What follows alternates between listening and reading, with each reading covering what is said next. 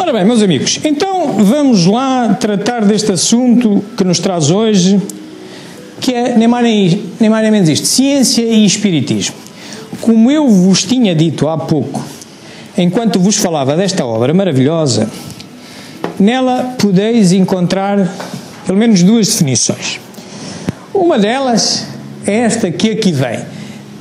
Isto já é uma tentativa de composição das duas que lá vêm.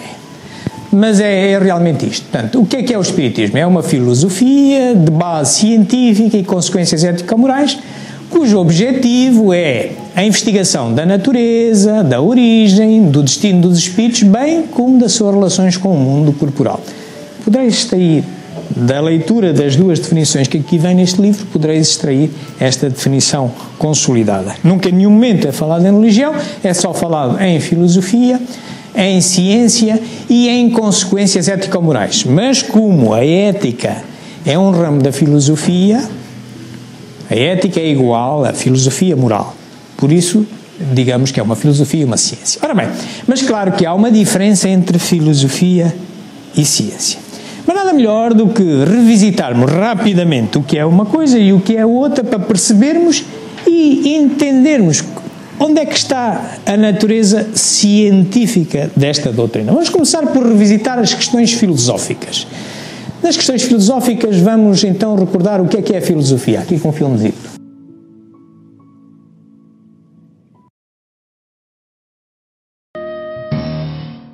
Compreendemos a filosofia contextualmente, conforme vamos discutindo filosofia e trabalhando com ela. Os problemas filosóficos nos vão nos auxiliar para compreender melhor que essa área. Nós não temos uma definição precisa acerca da natureza da filosofia. O primeiro tópico, por exemplo, é a natureza dos problemas filosóficos. Os problemas filosóficos são problemas fundamentais acerca de diversos assuntos, como a própria realidade, existência, conhecimento, valores morais, estéticos, razão, mente, própria linguagem. Mas, se pararmos para pensar, existem várias outras ciências que também trabalham com problemas fundamentais. Por exemplo, a física, que trabalha com os problemas fundamentais acerca da natureza física do mundo. Então, a gente pode ir para o segundo tópico, o tipo de problema filosófico. Os problemas filosóficos são problemas conceituais. São problemas que nós não podemos tratar empiricamente em um laboratório e achando a solução para esses problemas. Mas pense bem, a gente trabalha com uma outra área que é bastante conceitual, que é a matemática. Então, o que diferencia a matemática da filosofia? O raciocínio empregado. O raciocínio filosófico é marcado pela argumentação crítica, sistemática e racional para solucionar os problemas filosóficos. Enquanto isso, a matemática tem um tipo de raciocínio específico. Por exemplo, nós podemos verificar os cálculos matemáticos colocando-os no computador grande parte das vezes. Mas nós não conseguimos uma solução para os problemas filosóficos colocando os problemas no computador. Com isso, nós vamos para o próximo tópico, que é a verificação. Nós não verificamos se uma resposta a um problema filosófico é verdadeira ou não, indo para um laboratório, fazendo isso sozinho, sentado numa poltrona, ou mesmo pedindo ajuda para um computador. Nós verificamos e analisamos as respostas filosóficas em debate, em conversa, em argumentação. Nós precisamos avaliar a argumentação a favor ou contra. Por fim, vale notar que a filosofia pode geralmente ser dividida em três grandes áreas. A primeira, por exemplo, é a metafísica, cujos problemas tratam acerca da natureza mais básica da realidade. Alguns problemas famosos dessa área são, por exemplo, o que são as propriedades, como ser laranja ou ser um livro. Um outro grande problema é por que algo e não nada, ou o que é a verdade. Uma outra grande área da filosofia é a epistemologia, ou também conhecida como teoria do conhecimento. Essa área é marcada por problemas que tentam compreender o que é o conhecimento, quais são as nossas faculdades cognitivas que nos permitem conhecer o mundo e como podemos conhecer o mundo. Alguns grandes problemas dessas áreas são, por exemplo, o que é o conhecimento? É o testemunho uma boa forma de justificação? E o que seria o conhecimento a priori? Uma terceira grande área da filosofia é a filosofia moral ou ética, cujos problemas centrais tratam para compreender o que é o certo a se fazer, quais são as nossas ações justas. Alguns exemplos de problemas clássicos nessas áreas são o que é o bom, o que é o correto, o que é moralmente errado. Em ética prática temos, por exemplo, é o aborto permissível? A eutanásia é moralmente correta? Também diria a mesma coisa. Fascinante. Meus amigos, portanto, estamos a ver, a filosofia é algo que, embora parecido com a matemática, porque não é palpável, não se leva a um laboratório, são conceitos. Na matemática, a gente tem uma calculadora e diz que está certo ou está errado a nossa conta. Na filosofia, não. Na filosofia, é o nosso raciocínio. Nós temos que racionalizar, utilizar a razão, pensar sobre aquele assunto, arranjar justificações. Platão, o pai da filosofia, dizia que a filosofia filosofar é justificar uma crença que se tenha por verdadeira. Por exemplo, se a gente tiver uma crença que seja Deus tem que existir, tem que haver aqui uma causa, chamemos-lhe o que a gente chamar. Portanto, pela matemática não dá. Se eu usar uma calculadora, não chego lá. Mas chego lá raciocinando. Se partir do princípio de um silogismo que a qualquer efeito corresponde uma causa, a um efeito inteligente tem que corresponder uma causa inteligente. Vou raciocinando então aquilo que nós não conseguimos atribuir a uma causa conhecida, chamemos-lhe o que a gente quiser, Deus, Alá, Brahma, blá blá blá, quiserem. Estão a ver? Como é o método de verificação do raciocínio? É este. E endereça todos estes assuntos. Olha, e bolinhas, porquê? Que giro. Portanto, é esta forma de raciocinar. E o Espiritismo utiliza isto numa grande parte. Numa grande parte. A ciência, como vamos ver, é filha da filosofia, porque a ciência só vai buscar pequenos fenómenos deste todo. A filosofia pode endereçar qualquer coisa. Pela razão, nós endereçamos qualquer coisa. Mas pela ciência vamos a pequenos fenómenos desse todo, aqueles que nós podemos levar a um laboratório, podemos medir, podemos comparar. Novo exemplo. Deus, impossível nós levarmos a um laboratório. Só filosoficamente lá chegamos. Porquê? Vamos compará-lo com quem? Ele é único. Vamos medi-lo como? Nós nem o conseguimos ver. Que instrumento de medida? Estão a ver? Agora, pequenos fenómenos, por exemplo, a meteorologia, perceber como é que evolui a previsão meteorológica da chuva em função da temperatura e da umidade e tal, e da pressão. Ok, tudo bem. Duas reações químicas, tudo bem. Mas é uma pequenina coisa desta grande entidade. Esta é a natureza. De novo as bolas. É a ação. Tu gostas das bolas, já percebi. Pronto. Ok. É o teu computador, é bolinhas, bolinhas, bolinhas. Não tem flores e ainda estamos com sorte. Não? Estamos com sorte.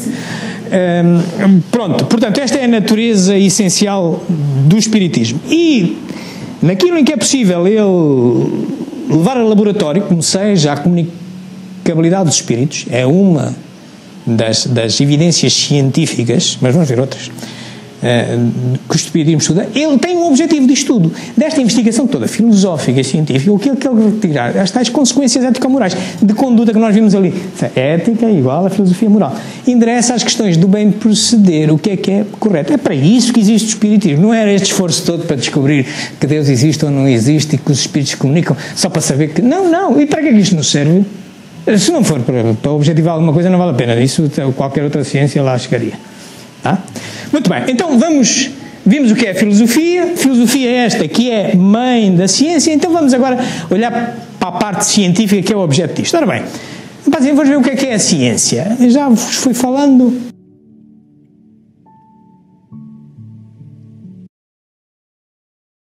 Quando eu falo aqui o que é ciência, eu estou usando esse termo no sentido de ciência experimental. É essa ciência que possibilita nós tomarmos um remédio e ter a garantia de que esse remédio vai curar a nossa doença. Então, o que é ciência? É um conhecimento dos fenômenos do mundo. Por que não é conhecimento do mundo, e sim conhecimento dos fenômenos do mundo? A filosofia era um conhecimento racional da realidade. A gente pode colocar aqui realidade. Conhecimento dos fenômenos da realidade. Mas por que a ciência é o conhecimento dos fenômenos? Ficou uma coisa assim bem mais fraca, por assim dizer. Porque antes a gente tinha conhecimento das coisas. Agora com a ciência a gente avançou muito, só que a gente tem conhecimento só dos fenômenos da coisa. Eu não tenho conhecimento da coisa mesmo, daquele determinado objeto, de determinada parte da realidade. Eu tenho conhecimento apenas do fenômeno daquilo. Então, ciência é o conhecimento dos fenômenos do mundo que obedece um determinado método, um determinado procedimento. Esse conhecimento que é sistemático, que é seguro, universal, ele, para ser produzido, tem que passar por isso daqui. Uma observação, eu olho o nosso mundo, a realidade, os fenômenos que aparecem para mim, detecto um problema, lanço uma hipótese, fraco, hipotérmico, estou com hipotermia, estou com a temperatura baixa. Hipótese, eu tenho uma resposta, só que essa resposta é fraquinha ainda. É uma resposta, é uma possibilidade de resposta. Então, se eu tenho ainda uma possibilidade de resposta, eu não tenho uma resposta. Como é que eu vou conseguir a resposta? Fazendo testes.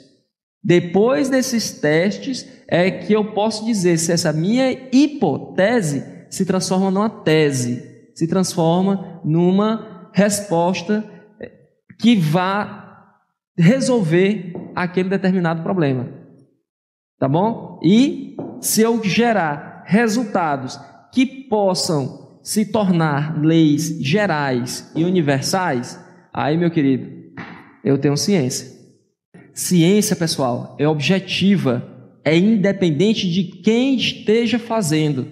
Ciência é todo o conhecimento dos fenômenos do mundo que passa por um determinado método, um determinado procedimento, para que a gente possa ter leis universais aplicáveis onde quer que seja. Muito bem. Então, esse fenómeno, esse método chama-se método científico. Aqueles que estão mais habituados, que é isto. Nós temos, por exemplo, observamos um determinado fenómeno, fazemos perguntas sobre ele e construímos a tal hipótese. É uma justificação, mas é pequena, da grande realidade toda, estamos só a ver uma coisinha pequenina. Neste momento estamos na fase filosófica deste método científico, que é tal, crença verdadeira justificada. Isto é, pela razão, só entra a razão. É nós, com o conhecimento que tínhamos prévio, com o conhecimento que temos, etc., arranjamos uma justificação para aquilo. Vamos ver exatamente como Kardec procedeu, nomeadamente nas questões da comunicação com os espíritos, ok? Portanto, ele admitia que poderia ser o magnetismo, mas depois verificou que havia ali uma inteligência, era um ato inteligente, então tinha que haver uma inteligência por trás daquilo, o magnetismo não explicava sozinho aquilo, portanto, e assim vai construindo pela razão, porque ele não dá para observar, não é? Não dá para observar. Pela razão ele chega à conclusão que uma hipótese seria exatamente a comunicação dos espíritos. Claro que depois depois de termos uma hipótese, vamos sujeitar essa hipótese à experimentação e então entramos na parte científica. No caso do espiritismo, qual é a ferramenta por excelência? É a chamada mediunidade. A mediunidade funciona para o espiritismo, utilizando uma metáfora, como a luneta funciona para a astronomia.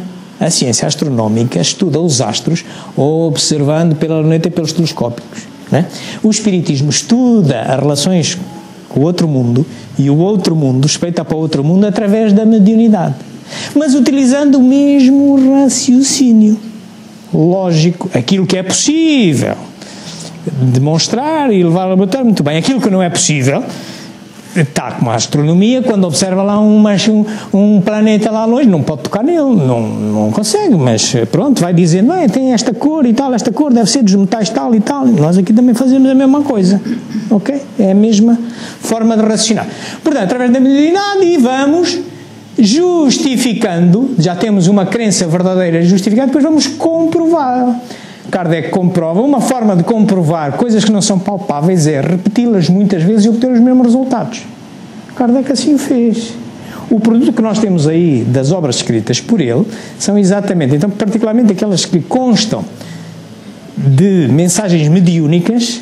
Ele não escreveu nenhuma resposta mediúnica que não fosse validada por vários médios em diferentes momentos e sem saberem uns dos outros o que é que estava a perguntar. Ok? É uma forma, é um método experimental. É a mesma coisa que a astronomia. Se tivermos vários investigadores com vários telescópios ao longo do mundo a observarem o mesmo objeto celeste, então existe. E tem essas cores, sim, há 10 pessoas a dizerem, se fosse só um tinha menos validade. Não deixa de ser ciência por isso. Estão a ver? Muito bem. Portanto, e então depois vamos escrevendo conclusões, documentando e vamos sempre andando. E nada disto é para toda a vida. O espiritismo, como qualquer ciência, não parou no momento em que Kardec morreu.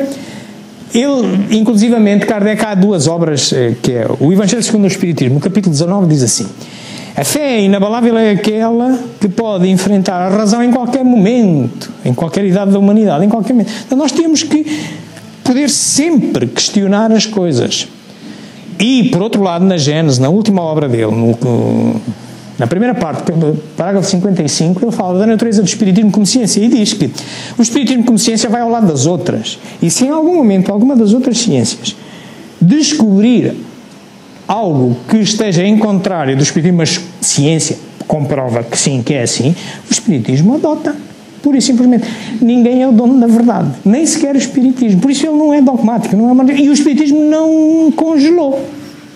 Não congelou, ok? É uma obra feita por um humano, fundamentalmente. Allan Kardec corrigiu isso com a intervenção dos espíritos, mas atenção, utilizando uma linguagem humana. A própria codificação básica tem alguns problemas de linguagem, podemos falar nisso a seguir. Portanto, nós temos que pôr tudo em questão. Muito bem, então olhemos, recapitulando aquilo que eu já vos fui dito.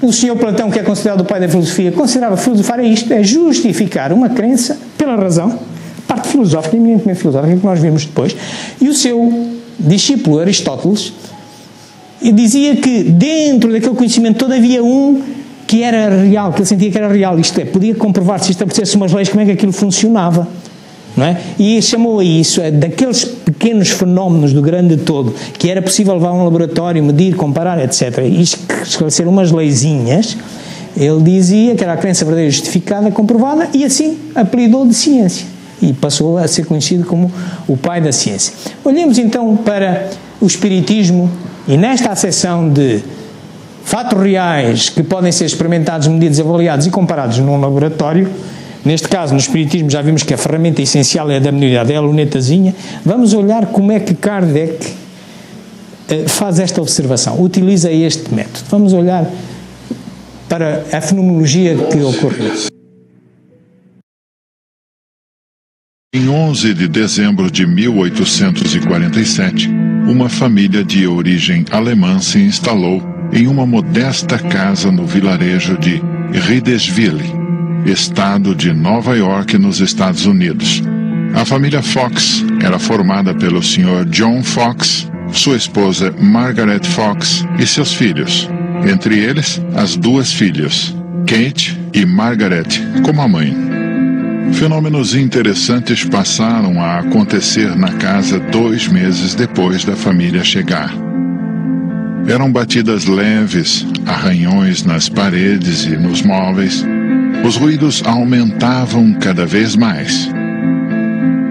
Na noite de 31 de março de 1848, houve uma série de sons muito fortes e contínuos. A garota Kate desafiou a força invisível a repetir, com algum barulho, a quantidade de palmas que ela batia. A resposta foi imediata. Margaret Fox, a mãe, fez um teste. Perguntou algo que somente ela ou algum familiar podia responder. Perguntou as idades de seus filhos. A resposta veio com exatidão. Perguntou se era um espírito que batia. 2 pancadas responderam sua pergunta. Assim, Margaret iniciou uma espécie de entrevista, onde acabou descobrindo que aquele era um espírito de um homem que foi assassinado naquela casa e que seus restos mortais estavam enterrados na adega. Através de combinação alfabética com as pancadas produzidas, chegou-se à identidade da vítima. Descobriu ainda o assassino. Na época dos fenômenos, as 2 garotas, Margaret e Kate, foram afastadas de sua casa, pois suspeitavam que os fenômenos eram ligados à presença de ambas. Entretanto, os ruídos acompanharam as irmãs Fox. Em algum tempo, os fenômenos já aconteciam nas residências de outras famílias. Isso fez com que surgisse uma onda espiritualista que passou da América para a Europa, onde o terreno já estava preparado para o estudo, aliada ao desenvolvimento científico. A forma mais comum de manifestações na Europa foi a das mesas girantes, fenômeno que chamou a atenção de filósofos como o intelectual Denisard Hippolyte Léon Rivail Futuro, Allan Kardec. Portanto, estes eram os fenómenos que interessaram a Kardec, e nesta fase ele só poderia filosoficamente encontrar justificações para ele. Nós vimos ali que parece um efeito inteligente, eram umas pancadas, mas as pancadas tinham algo de trás, que era responder a um código. Ora, um código tem que haver uma inteligência lá de trás. Quem é que responde a uma pancada se não for uma inteligência que entenda o que eu estou a perguntar através desta linguagem? Estão a ver? Portanto, uma causa inteligente, há um efeito inteligente a corresponder a uma causa inteligente. Portanto, e ele vai investigando assim. E depois entra numa fase filosófica disso. Vamos então acompanhar. Estas eram as questões. E, entretanto, ele baseia tudo isto ao desenvolver toda esta codificação. Ele baseia toda a codificação em 5 bases. Poderão ser outras, mas fundamentalmente são de certeza. Uma existência de Deus, e esta já vimos que Deus, como causa primeira, como causa soberana única, só lá podemos chegar pela razão, porque não podemos, vamos compará-lo com quem? Não pode haver 2 deuses, só pode haver um, não se pode, logo aí, o método científico não chega lá. Medi-lo como? Quem é que é Deus para a gente meter num laboratório? Ele é que nos podia levar a nós. Portanto, é esta, só lá podemos chegar pela razão. Mas depois, há umas outras. Há o Espírito, a existência do Espírito, e isso sim, já há algumas evidências científicas, hoje em particular, e no tempo de Kardec também, ele chegava lá de alguma forma, através da lunetazinha, da mediunidade, mas hoje já temos outras evidências. A comunicabilidade entre os mundos, Kardec chegava lá pela mediunidade humana, hoje há outras, vamos ver também. A reencarnação, Kardec chegava lá pela mediunidade humana, hoje há memórias de meninos e marcas de nascimento, também já vamos ver. Pluralidade dos mundos, também chegava lá pela mediunidade, mas hoje temos toda a astrofísica, a astronomia, a física quântica a mostrar-nos uma série de coisas. Vamos começar pela primeira. Over the last few decades, scientists from around the world have been making discoveries which clearly show that an intelligent designer is responsible for the creation of the universe. Many believe that the entire universe came into existence out of nothing by chance. But if you really think about it, nothing couldn't bring the universe into existence because nothing produces nothing. Everything that begins to exist must have a cause. Portanto, isto é a forma como se pode abordar. Ficamos na fronteira entre a filosofia e a ciência, porque não conseguimos, quer dizer, vemos, é a obra dele, mas isto, todos os dias a gente verifica isso, e é assim, e está tudo certinho e tal, mas não conseguimos pegar neste ente e levá-lo a uma coisa. Mas há aqui evidências que há uma causa muito certinha, portanto, que é responsável por tudo isto, a quem nós não conseguimos atribuir uma causa conhecida, e chamamos Deus. Portanto, esta só se chega filosoficamente por muitos esforços que se possam fazer. Agora, é pequenos fenómenos disso, sim. Um dos fenómenos, por exemplo, é exatamente a existência do Espírito. Reparai como, no tempo de Kardec, ele chegou lá pela comunicação, verificou, testou uma série de vezes, etc., e verificou que havia uma série de capacidades mediúnicas, mas hoje há outras. Vamos ver. Consegui um encontro no Central Park com o médico-chefe da UTI, Dr. Sam Parker. Eu sei que você fez uma quantidade enorme de pesquisas sobre o assunto. Sam estudou mais de 100 sobreviventes de paradas cardíacas. Pessoas que estavam tecnicamente mortas e que voltaram à vida. Algumas delas voltaram com profundas experiências. Uma das coisas que você menciona, e eu achei extremamente fascinante, é a ideia de que, mesmo sem atividade cerebral, as pessoas voltam contando essas experiências. Tem como isso ser explicado? É importante compreender que, quando uma pessoa está morrendo e se torna um cadáver, é só nesse momento que as células dentro do corpo começam a passar pelo processo da morte, o que pode levar horas, se não até dias. E, na verdade, temos esse espaço de tempo em que podemos trazer a pessoa de volta à vida. E as experiências que elas tiveram nos dão uma indicação de como e quando a humanidade passa pela morte. E os religiosos acreditam, quase todos, que quando você morre é apenas no sentido corporal. A sua essência, a sua alma continua. Existe algum apoio científico para a ideia da Da alma? Hoje em dia chamamos a alma de consciência na ciência. Então podemos testar essa teoria científica e ver se essa consciência continua ou se ela acaba. Isso prova, pelo menos, que quando uma pessoa morre, essa parte que nos torna o que somos, a psique, a alma, a mente, a consciência, ou como você quiser chamar, ela não é aniquilada. Ela não desaparece no ar, ela continua pelo menos no início da morte. É sério? Com certeza. Ela continua quando o cérebro não deveria estar funcionando e quando uma pessoa está passando pela morte. Então, vê, meus amigos, no tempo de Kardec, as experiências quase morte, portanto, ninguém, a medicina não as estudava. Mal parasse o coração e tal, não sei o que mais, como é que se vai recuperar um cadáver naquela altura? Estão a falar de 200 anos atrás, quase, hein? Mas hoje não, hoje há estes fenómenozinhos. E há ramos científicos da medicina a interessar-se por eles. Há um estudo num cardiologista, Pim Van Lommel, ele tem um livro muito interessante, que é A Consciência no Além, em que ele faz um estudo de 300 e tal casos, 60 casos recuperaram, depois de terem uma paragem cardíaca e uma paragem cerebral, já não havia sangue aqui no córtex, na base do cérebro, estão mortos. Tem um protocolo de morte. Ele só continuou porque ele quis insistir e acreditava que era possível recuperar. E 60 casos desses 300 recuperaram. E eles vinham com umas memórias espetaculares, tal túnel de luz, a experiência fora do corpo, os familiares que tinham falecido que os vinham receber. Aquilo que nós vemos aí como momento de falar nisso. De onde é que vem isso se na concepção tradicional da nossa medicina o cérebro é que produz tudo, é que produz a consciência, mas se o cérebro parou, já não tem sangue, já tem protocolo de morte, como é que se justificam estas memórias?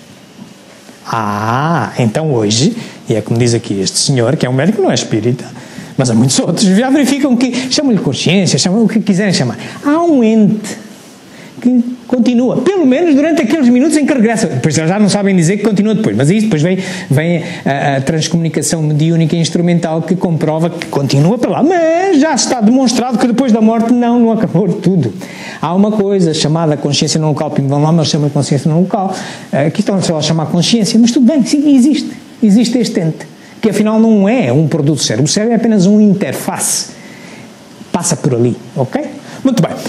Isto sobre o espírito. Vamos ver a comunicabilidade dos espíritos no tempo de Kardec era fundamentalmente transcomunicação mediúnica e hoje ainda é, mas vamos ver como hoje temos outras evidências.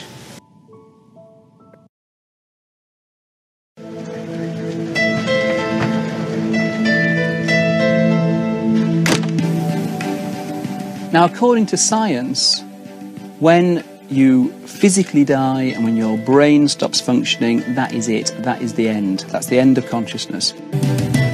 One day in the summer of 2002, Martha Copeland of Lawrenceville, Georgia, played back a sound recording she'd made earlier that day and heard the voice of her daughter Kathy disciplining her dog.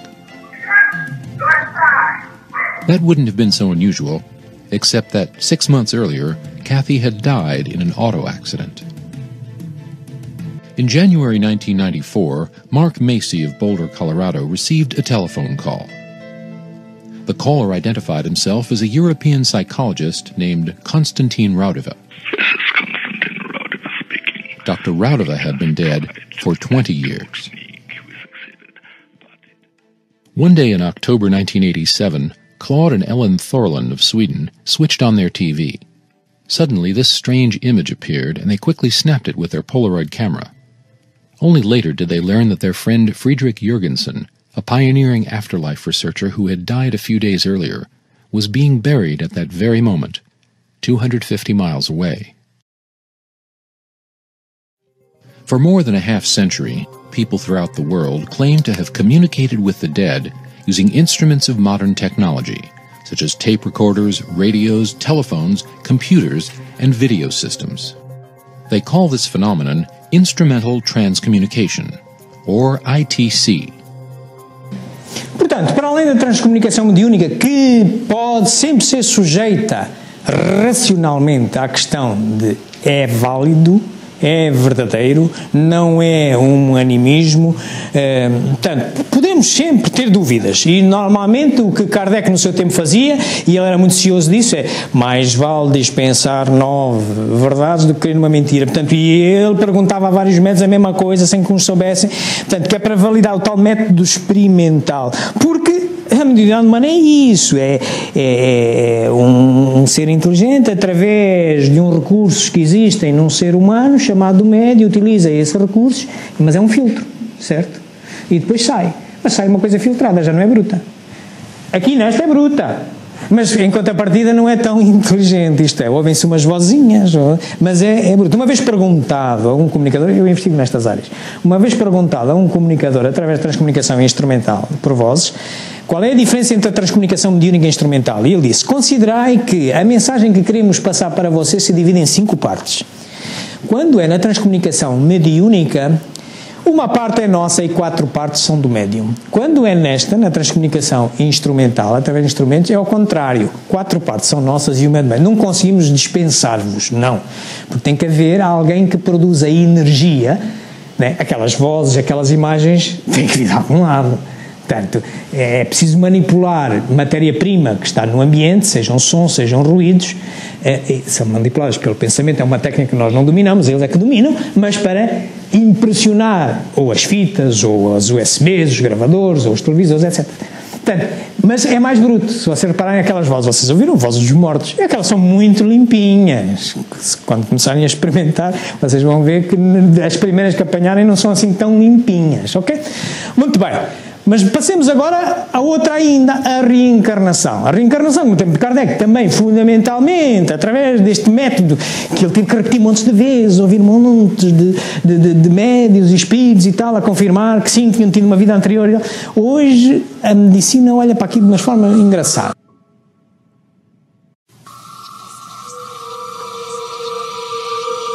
O que acontece após a morte? Nós podemos voltar? I think there is some likelihood of life after death. A resposta pode vir de crianças que lembram de uma vida antes de nascerem. Our work provides evidence that we should strongly consider the possibility of reincarnation. Existe vida após a morte?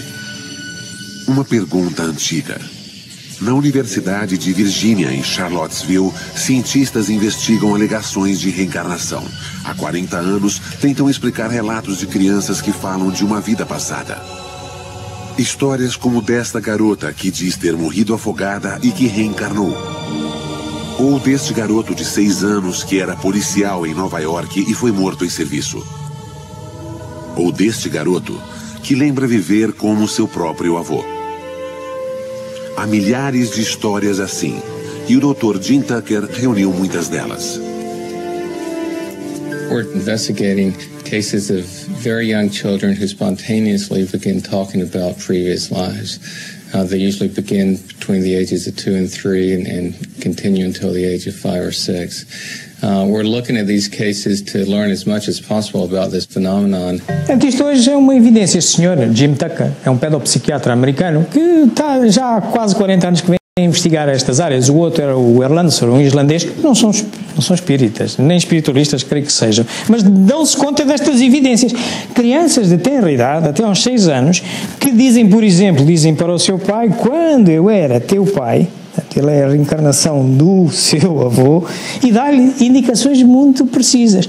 Bem, isto não se podia fazer, mas isto ainda pode ser uma criatividade e tal. Mas quando, por exemplo, aparecem estas crianças com marcas de nascença, compatíveis com a forma violenta como morreram nessa última encarnação, por exemplo, um destes meninos, este último que a gente viu, ele é a reencarnação do seu avô, diz ele, e conta a história como é que morreu, e ele nasce com uma malformação congénita numa válvula no coração.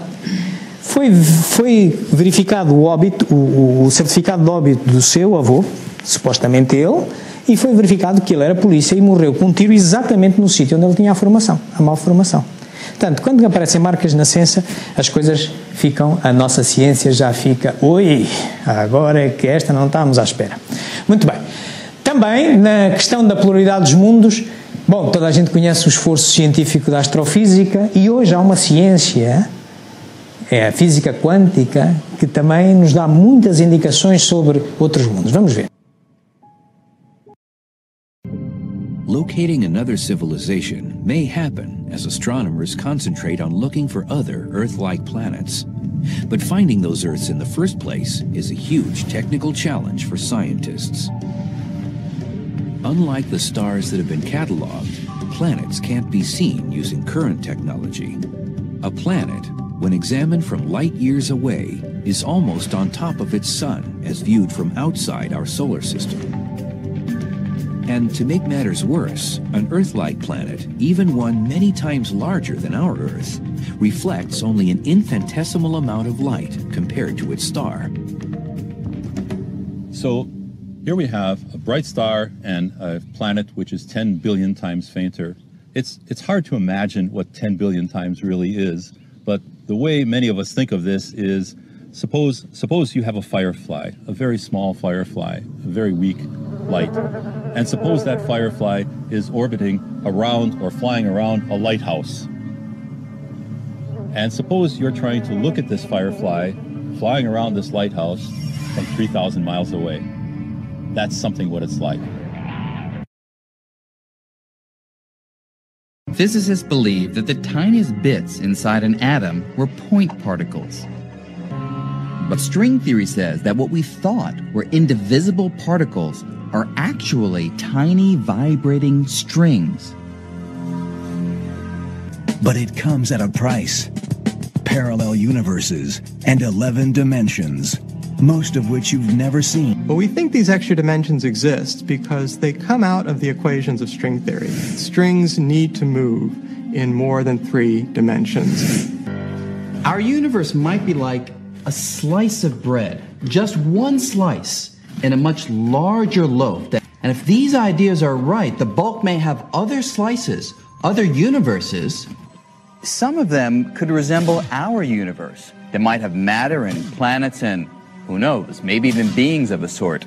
Others could certainly be a lot stranger. They might be ruled by completely different laws of physics. Now, all of these other universes would exist within the extra dimensions of M-theory, dimensions that are all around us. Some even say they might be right next to us, less than a millimeter away. If we do live on a membrane, and there are parallel universes on other membranes near us, we may never see them, but perhaps we could one day feel them through gravity. So, who knows, maybe someday we'll develop the technology and use gravity waves to actually communicate with other worlds.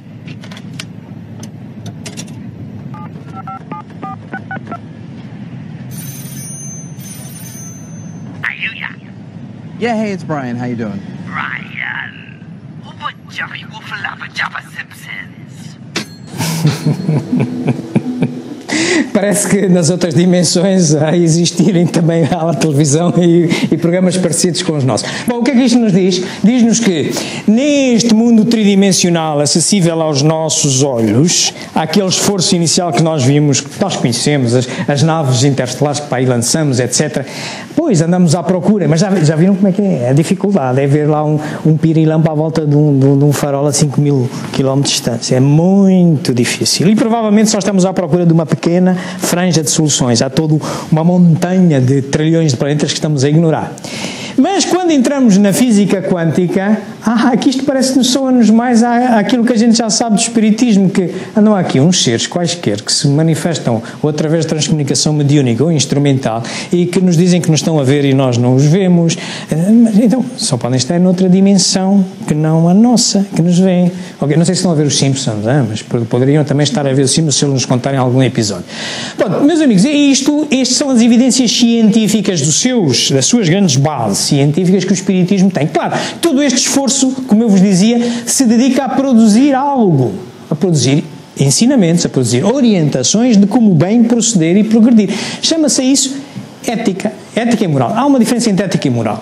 Eu mostro-vos aqui um exemplo. Por exemplo, moral é ditada pela sociedade. E porquê que é ditada? E é diferente da ética. A ética é um ramo da filosofia. E, através da justificação filosófica de um comportamento, é que a gente influencia a conduta da sociedade. Vou-vos dar um exemplo. Se a pena de morte é moral, reparai, neste mapa mundo verificamos que onde está azul, ela está abolida. Isto é imoral. Por exemplo, em Portugal já é imoral desde há 150 anos esta parte. Ok? Mas não foi sempre assim. Há 150 anos era moral. Isto é, era bem proceder que um juiz determinasse a pena de morte a um assassino que se provou em tribunal que matou outro. Hoje não. Hoje é imoral. Mas ainda hoje, nestes países que estão a vermelho, por exemplo, este aqui, que supostamente é um dos mais adiantados da Terra, vão ao estado do Texas. É moral um juiz atribuir a pena de morte a um assassino que se provou que matou outro. Espera, e se o juiz fosse o mesmo e era espírita? Aqui dizia que era moral e ali dizia que era imoral? O espiritismo não se pode reger por isso. O espiritismo, com filosofia, tem que apontar uma justificação que é válida, tal como se diz no Evangelho segundo o Espiritismo. A fé inabalável é aquela que pode afrontar a razão em qualquer momento. Muito bem. Então, por isso o Espiritismo se rege pela ética, como o ramo da filosofia. Bem, então, para isso é preciso justificar. Então, se nós agora fizermos a pergunta, então, mas a pena de morte é ética? Já vimos que moral é moral e imoral. Não podemos ir por aqui. Então, e agora será ética? Resposta, é antiética em qualquer lado. Estamos no domínio da filosofia, então agora tem que justificar. Temos aqui um silogismo fácil. O homem é imperfeito em todo o mundo, não é? É imperfeito aqui, é imperfeito nos Estados Unidos. Portanto, o juiz é imperfeito aqui, é imperfeito nos Estados Unidos. Então, se é imperfeito, pode errar. Pode errar aqui, pode errar nos Estados Unidos. Se pode errar, pode julgar falsamente. Pode julgar falsamente aqui, pode julgar nos Estados Unidos. E estamos cheios de exemplos. Ok? Então, se pode julgar falsamente, não pode aplicar uma pena que não possa ser revertida. Se ele atribuiu a morte, matou, mandou matar, em nome da sociedade, claro. Passado 2 ou 3 anos, verificou que ele estava inocente, como é que ele agora emenda a mão? Se ele o tiver mandado para a cadeia, como nós já aprendemos na nossa sociedade, bom, pronto, está bem, causou-lhe dano, mas tira-o cá para fora, dá-lhe uma indemnização, reabilita-o e tal. Por isso é antiética em qualquer lado. Posição do espiritismo é antiética. Ok? Muito bem. Por isso dizemos que o espiritismo pauta-se pela ética e influencia a moral. Nós, ao justificarmos os nossos comportamentos, vamos influenciar a conduta das pessoas à nossa volta, que é a chamada moral. Porque o mal é sempre o mal, mesmo que todos pratiquem, e o bem continua a ser o mesmo que ninguém o pratique. Tal como todo mundo faz, não é justificação para o espírita. Pelo facto de virem aqui ao centro espírita e tomarem por referência algum trabalhador do centro que tenha um determinado procedimento, se vocês não conseguirem justificar para vocês próprios que aquele é o bom comportamento, não vale a pena. Não vale a pena estarem a seguir esse comportamento só porque a pessoa segue. Não, tem que questionar-se. É esta a convocatória do espiritismo. Tudo está aqui em causa. É preciso nós raciocinarmos. Pronto, e isto é o que o espiritismo nos oferece. Muito bem, meus amigos, eu para estas referências, para esta palestra, estudei aqui estas referências. Cá está o tal, que é o livro do espiritismo, o que é o espiritismo, que está ali para ser sorteado. Portanto, aqueles filmezinhos que vimos estão todos aqui situados. Eu estou a gravar esta palestra e vou publicá-la neste canal de Espiritismo JG, já lá estará amanhã ou depois, já lá está. Poderão contatar comigo, quer através daquele e-mail que ali estava em cima, espiritismojg@gmail.com, para além das perguntas que me queiram fazer agora, também através do Facebook, Google ou este blog. No Facebook encontrarão inclusivamente um cursinho, aqui está a ser feito um curso básico de Espiritismo, mas quem não possa vir aqui e queira também instruir sobre isto, se for ao meu Facebook encontrará este cursinho, que é baseado numa palestra que já aqui fizemos e pode fazê-la num telemóvel, num computador, em casa, na sua calma, tem umas perguntinhas, é um jogozito engraçado. Muito bem, estava disponível para qualquer pergunta que vocês me queiram fazer. Muito obrigado pela vossa atenção. Me parece que louvo de novo o Senhor por esta realidade maravilhosa. Nós vimos aqui parte dela, nós olhamos para as bases científicas e filosóficas do Espiritismo, olhamos com outros olhos, uns olhos já com mais informação do que existia no tempo de Kardec, mas tudo isto já existia também no tempo de Kardec. A diferença é que hoje nós progredimos mais, o nosso conhecimento progrediu mais, e então encontra mais explicações. Quem criou isto? Este ser a que nós louvamos, porque é digno de louvor. Mas agradeçamos-lhe também por nos permitir que, com recurso a esta doutrina, o Espiritismo, que podemos comparar como uma muleta, um apoio para as nossas vidas, nós possamos hoje, aqui e agora, nesta encarnação, cruzarmos-nos com ela. Cruzarmos com ela desta forma, através do centro espírita, através de amigos, através da internet. Há tantas formas, basta querermos, basta sermos inquisitivos, basta querermos conhecer-nos, porque é nosso dever conhecer-nos, é para isso que nós aqui estamos, e então evoluirmos mais depressa. E nesse sentido devemos estar gratos ao Senhor por nos dar essa oportunidade nesta encarnação, neste momento, termos esta muleta à nossa disposição. Mas por fim, porque este caminho é longo, este caminho tem pedras, este caminho tem muitas questões, e algumas delas em determinado momento nos parecem paredes intransponíveis, uma grande desgraça. Vamos pedir que Deus, através dos bons espíritos, através dos nossos guias espirituais, nos recordem, nesses momentos de maior aflição, que tudo passa e que aquilo que nos acontece de nós decorre. E o que nos acontece tem sempre um efeito positivo, mesmo que no momento em que o estamos a sentir nos pareça uma desgraça ou penalização. Não, Deus não seria justo, Deus não seria bom, Deus não seria misericordioso. Pedimos, pois, ao Senhor que através dos bons espíritos nos recordem sempre esta verdade, sempre que estivermos nesses momentos de maior dificuldade. Bem-aja, uma boa semana a todos.